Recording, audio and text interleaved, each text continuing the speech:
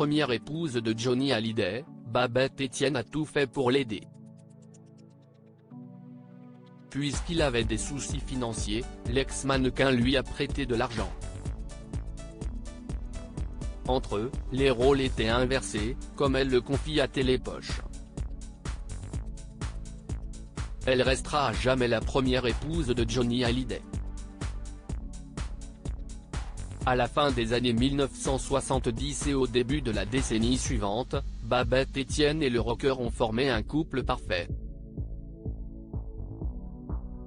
Lorsqu'elle n'avait qu'une vingtaine d'années, le mannequin a croisé la route du taulier, qui venait alors de se séparer de Sylvie Vartan.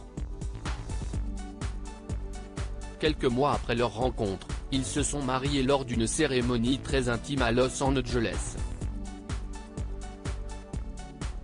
Mais leur union n'aura duré que 3 mois. Pas grave, Babette Etienne se souvient parfaitement de cette époque. Et dans les colonnes de Télépoche ce lundi 14 août, elle fait de très étonnantes révélations sur leur quotidien. À l'époque, Johnny avait de gros problèmes avec le fisc auquel il devait plusieurs millions de francs. Il n'avait pas un sou et la banque lui avait même retiré son chéquier, s'est-elle souvenue. Pour aider son mari, elle a donc fait un choix fort. Alors, tous les matins avant de partir tourner, je lui laissais de l'argent pour qu'il fasse les courses et prépare à dîner, ajoute-t-elle. Les rôles étaient inversés, c'était un peu lui la femme au foyer. C'était mignon. Pourtant amoureux de Babette Etienne, Johnny Hallyday a mis fin à leur mariage. Tout s'est subitement terminé lorsqu'il a rencontré Nathalie Baye à Saint-Tropez.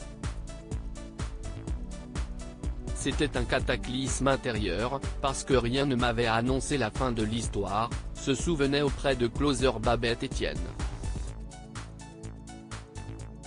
Il ne me donne soudain plus aucune nouvelle, je suis toujours sa femme, pourtant, il n'était peut-être pas fier de ce qui se passait.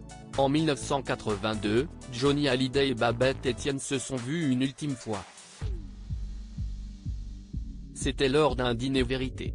Johnny Hallyday était excessivement possessif, jaloux même il n'y a que lui qui parle.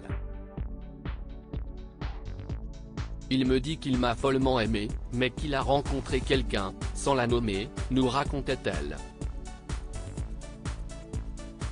Je suis effondré. En plus c'était ma première rupture, et pas avec le mec d'à côté.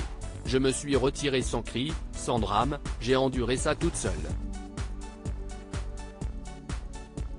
Bien que dévastée par leur rupture, Babette Etienne a toujours gardé une tendresse particulière pour Johnny Hallyday.